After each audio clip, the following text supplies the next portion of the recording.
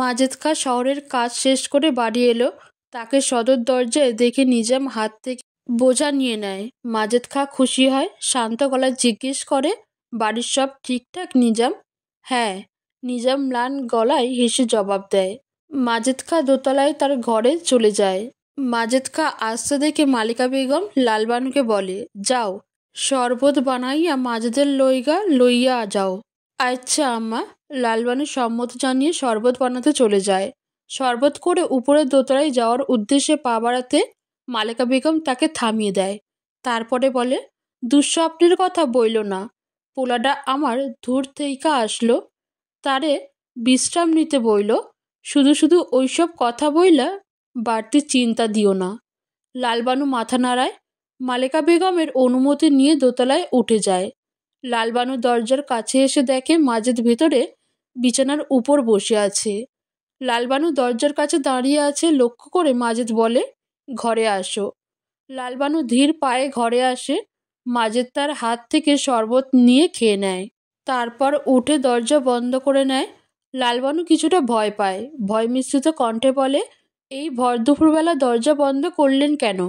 জামাই এত দূর থেইকা আইলো, কোথায় তার লগে সুখ দুঃখের গল্প করবা, তার খোঁজ খবর নিবা, তা না কইরা দরজা বন্ধ করছি কেন? তার কৈফিয়ত চাইতাছ। লালবানু নিশ্চুপ হয়ে দাঁড়িয়ে থাকে। মাজেদ এসে লালবানুকে জড়িয়ে ধরে। তারপর বলে, 2 দিন আমার কথা মনে পড়ে নাই? মাজেদ ধীরে ধীরে লালবানুর কাছে এগোয়। লালবানু তাকে থামায়। প্রথমবারের মতো তাকে থামিয়ে দিয়ে বলে, আম্মা ডাকবো এই সময়? কিছু হইব না আম্মা, এই সময় ডাকবো না। এটা বলে মাজেদ পুনরায় লালবানুর কাছে এগোয়। লালবানু এবার বাঁধা দেয় না। মাজেদ লালবানুর মাঝে হারিয়ে যেতে যেতে বলে, তোমারে ছাড়া 2টা রাইত মেলা কষ্টে ছিলাম, ঘুম হয় নাই। লালবানু শুধু শোনে, জবাব দেয় না। মাজেদ যখন ক্লান্ত হয়ে লালবানুর পাশে শুয়ে পড়ে, তখন লালবানু আস্তে করে বলে, এবার উঠব? না। মাজেদের কণ্ঠে না শুনে লালবানু চুপচাপ বিছানায় শুয়ে থাকে। মাজেদ পাশ ফিরে তাকে জড়িয়ে ধরে। তারপরে বলে, লালবানু, আমার একটা সন্তান চাই। লালবানু চমকে মাজেদের দিকে তাকায়। মাজেদ মুচকি হাসে। হাসি মুখে বলে, আমাদের এই খাঁ বংশের উত্তরাধিকারী চাই আমার মেলা শখ, আমার পোলার হাত ধইরা ঘুরে বেড়ানো, তারে নিয়ে গ্রামের সালিশে যাওয়া। লালবানু জবাব দেয় না। সে আসলে এখনো বুঝে উঠতে পারছে না সে কি বলবে। মাজেদ আপন মনে বলে যায়। মাজেদ বাচ্চা নিয়ে তার অনেক ইচ্ছা, স্বপ্নের কথা বলে। লালবানু সেসব শুধু শোনে। এক পর্যায়ে মাজেদ বলে, তুমি আমার এই ইচ্ছাটারে পূরণ কইরা দিবা লালবানু? লালবানু মাথা নাড়ায়। মাজেদ খুশি হয়ে তাকে আরও শক্ত করে আলিঙ্গন করে। তারপরে বলে, আমার পোলার যত্ন নেবার লইগা তবে তৈরি হও। যদি সে পোলা না হইয়া মাইয়া হয়? লালবানুর এই কথাটা শুনে মাজেদ বেশ রেগে যায়। কিছুটা কঠিন গলায় বলে, আমার প্রথম আমার বংশের উত্তরাধিকার চাই, যে আমার পরে আমার বংশের হাল ধরব। এইসব কি আমাকে চাওয়ার উপরে নির্ভর করে? লালবানু এই প্রশ্নের জবাব দেয় না মাজেদ। তবে সে তার কথা দিয়ে বুঝিয়ে দেয় তার ছেলে সন্তানই চাই। লালবানু অনেক ভয় পায়। যদি ছেলে সন্তান না হয় তবে কি হবে? নীলুফার 2 দিন ধরে অসুস্থ, জ্বরে গা পুড়ে যাচ্ছে, যে জন্য সে স্কুলে যেতে পারেনি। এসব শুনে সুলতান তৎক্ষণাৎ তাদের বাড়ি চলে আসে। জাহানারা একটি কাজে বাইরে গিয়েছে। নীলুফা বিছানায় শুয়ে আছে। সেই সময়ে সুলতান নীলুফাদের ঘরের দরজায় কড়া নাড়ে। শান্ত গলায় বলে, চাচি। সুলতানের গলা শুনে নীলুফা বিছানা থেকে উঠে বসে। আস্তে আস্তে উঠে গিয়ে দরজা খুলে দেয়। সুলতান নীলুফার ফ্যাকাশে মুখশ্রীর দিকে তাকিয়ে থাকে। নীলুফা নরম গলায় বলে, আপনি এখানে? চাচি বাড়িতে নাই। নীলুফার থেকে হ্যাঁ সূচক জবাব পেয়ে সুলতান তৎক্ষণাৎ নীলুফাকে জড়িয়ে ধরে। নীলুফা হতভম্ব হয়ে যায়। সুলতান পাগলের মতো বলে ওঠে, তোমার কিছু হইয়া গেলে আমার কি হইব? নিজের যত্ন নিতে পারো না, এভাবে জ্বর বাঁধাইলা কিভাবে? সুলতানের এমন উদ্বিগ্ন কণ্ঠস্বর শুনে নীলুফা ঘরে চলে যায়। সেও লাজ লজ্জা ভুলে সুলতানকে জড়িয়ে ধরে। সুলতান খুশিতে কান্না করে দেয়। পাগলের মতো বলে, তোমারে 2 দিন না দেইখা আমার অবস্থা কেমন হয়েছে জানো? এইভাবে কেউ জ্বর বাঁধিয়ে ঘরবন্দি হয়? নীলুফার জবাব দেয় না। সে আরও শক্ত করে সুলতানকে জড়িয়ে ধরে। বেশ কিছুক্ষণ পর নীলুফার হুঁশ ফিরলে সে সুলতানকে ছেড়ে দেয়। তারপর বলে, আম্মা এসে আমাদের এভাবে দেখলে খুব খারাপ হবে।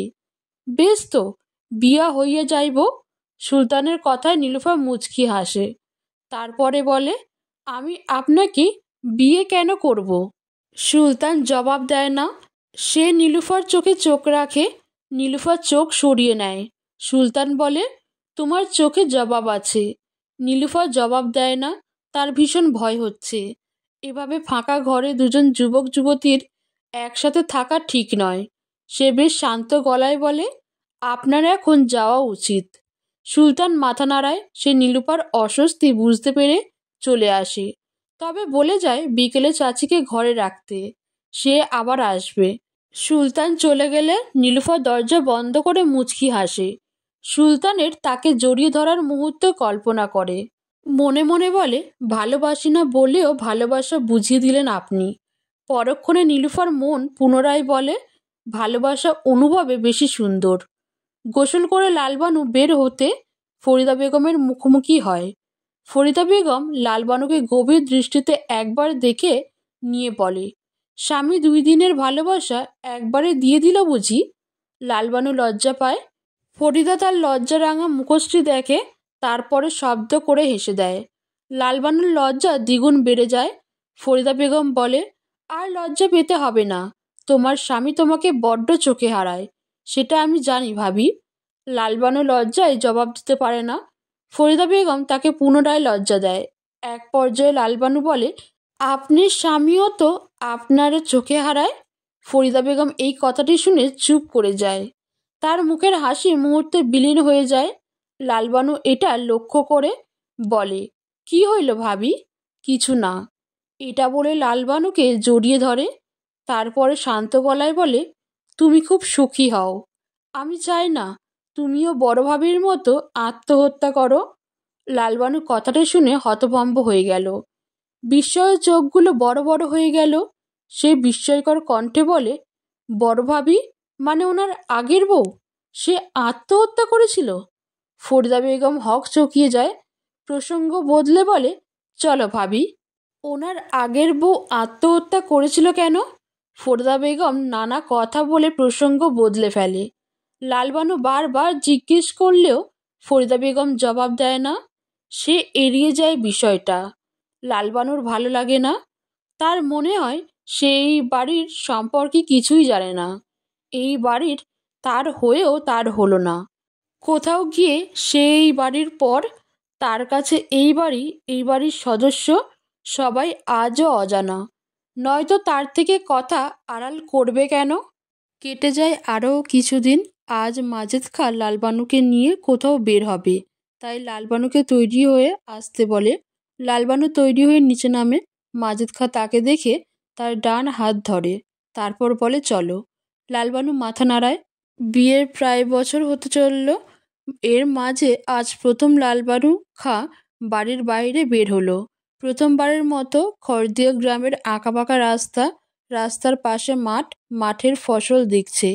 লালবানুর বেশ ভালো লাগছে। মাজেদ তাকে নিয়ে গ্রামের দক্ষিণ দিকের একটি বাড়ির কাছে আসে। মাজেদ দরজার সামনে গিয়ে কড়া নাড়তে একজন দরজা খুলে দিল। মাজেদ লালবানুকে নিয়ে ভেতরে প্রবেশ করে। লালবানু ভেতরে গিয়ে এক বয়স্ক লোককে বসে থাকতে দেখে। তার পাশে নানা ধরনের সরঞ্জাম। লালবানু প্রশ্ন করার পূর্বে মাজেদ খা বলে, এ হইল কবিরাজ চাচা। কবিরাজ? লালবানু অবাক হয়। তাদের তো কোনো অসুখ নেই, তবে তারা কবিরাজের কাছে আসছে কেন? লালবানু প্রশ্ন করার পূর্বে মাজেদ বলে, আমাগো বাচ্চা যাতে হয় তার লাইগা চিকিৎসা দিব চাচা। লালবানু কথা বাড়ায় না। সে বুঝতে পারে মাজেদ খা ইদানিং বাচ্চা নিয়ে বেশ উদ্বিগ্ন। সবসময় লালবানুকে বাচ্চা নিয়ে গল্প শোনায়। তার আকাঙ্ক্ষা দেখে লালবানু কথা বাড়ায় না। তাছাড়া সে জানে গ্রামের যেসব মহিলাদের বাচ্চা হয় না তারা কবিরাজ দেখায়, চিকিৎসা নেয়, তারপর অনেকের বাচ্চাও হয়। কবিরাজ চাচা লালবানুকে ভালোভাবে দেখে নেয়, তারপর মাজেদ খায়ের উদ্দেশ্যে বলে, এইবার তুমি বাইরে যাও। মাজেদ মাথা নাড়ায়।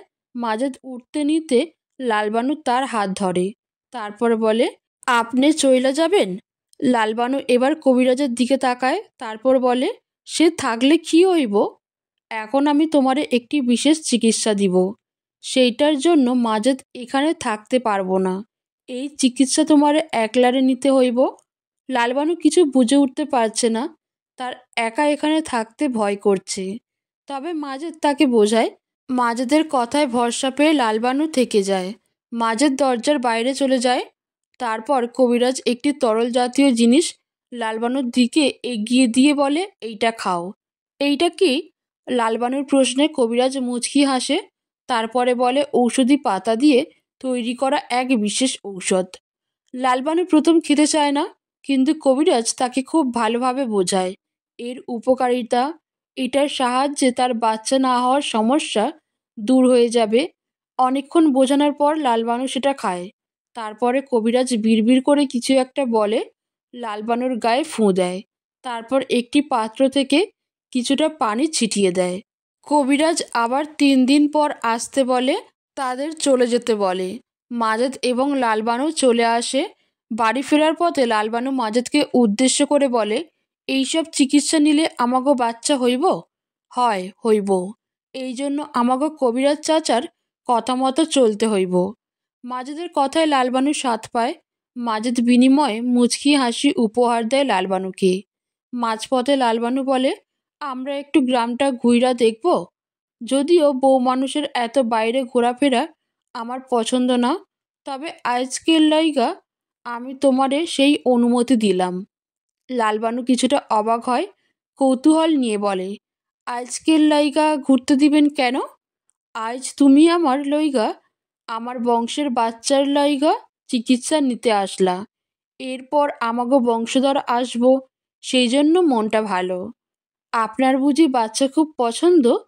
লালবানুর এই প্রশ্নের জবাব দেয় না মাজেদ। সে লালবানুকে তাদের গ্রামটা ঘুরে দেখায়। পথে অনেকের সাথে দেখা হয়। সবাই মাজেদকে বেশ সম্মান দেয়। এক পর্যায়ে মাজেদ বলে, দেখছো গ্রামে তোমার জামাইয়ের কত সম্মান? হ্যাঁ, লালবানু হাসি মুখে জবাব দেয়। মাজেদ নামক লোকটার সাথে ঘুরতে তার খারাপ লাগছে না। একসময় যাকে খুব ভয় লাগতো, যে তাকে কষ্ট দিচ্ছে মনে হতো, স্বামী বলে সব কষ্ট তার সহ্য করা লাগতো, তাদের মাঝের সম্পর্কটাকে দায়বদ্ধতা লাগতো, সেখানে বর্তমানে তার এসব কিছুই মনে হয় না। বরং লোকটাকে তার ভালো লাগে। লালবানু মনে মনে বলে, এটাই কি বিয়ার বন্ধন, যার লইগা তার জন্য আমার হৃদয়ে মায়া জন্মাইছে? কবিরাজের কাছে থেকে লালবানু বাড়ি ফিরতে ফরিদা তাকে তার ঘরে ডেকে নেয়। লালবানু ফরিদার ঘরে এসে বলে, এমনে ডাকলেন ভাবি? ফরিদার জবাব দেয় না। লালবানু পুনরায় জিজ্ঞেস করে। এবার ফরিদা বলে, কি খবর?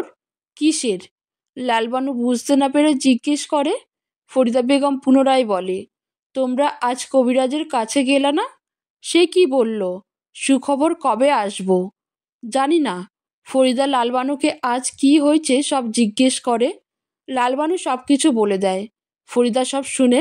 তারপর বলে, ভাবি, আমার মনে হয় এইসব চিকিৎসার কোনো ভরসা নাই। কেন? লালবানু বেশ স্বাভাবিকভাবে প্রশ্ন করল।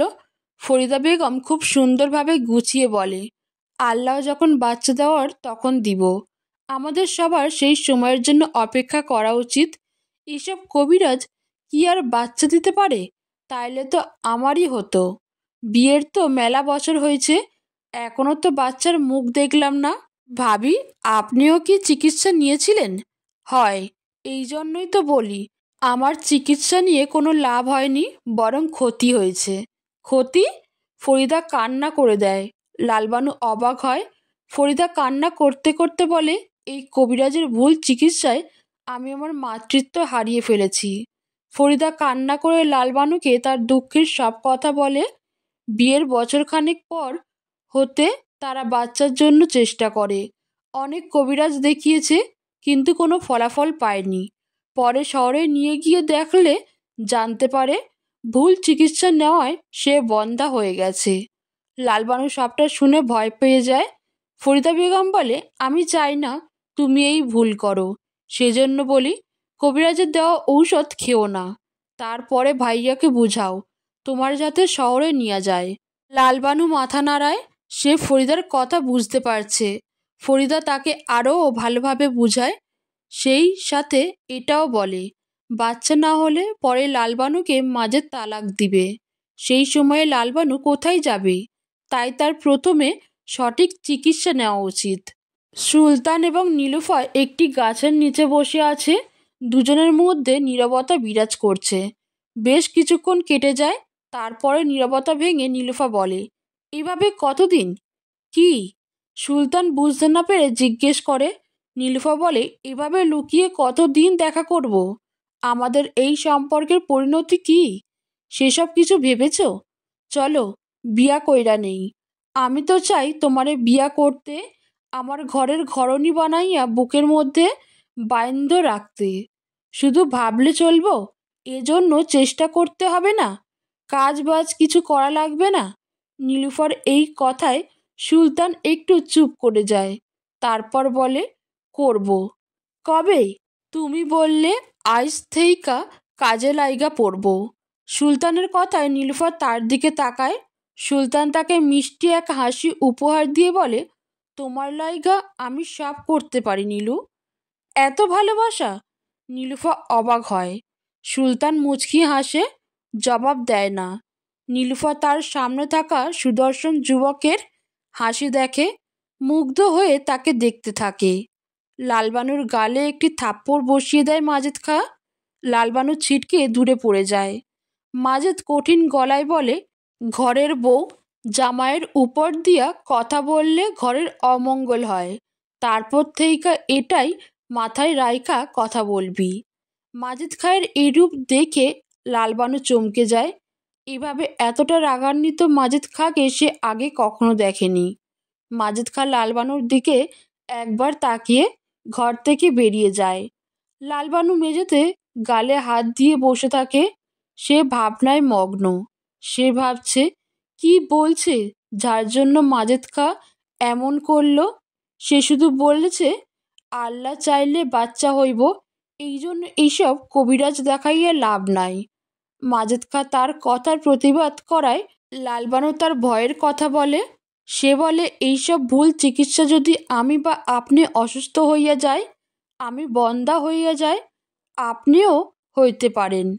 এই জন্য মাজেদ খা এত রেগে গেল। লালবানু কি খুব বেশি দোষ করছে? সে কি চায় না তার বাচ্চা হোক? সে তো চায়। বাচ্চা না হওয়ার ভয়, ফরিদা বেগমের মতো বন্দা হওয়ার ভয়েই তো সে এসব বলছে।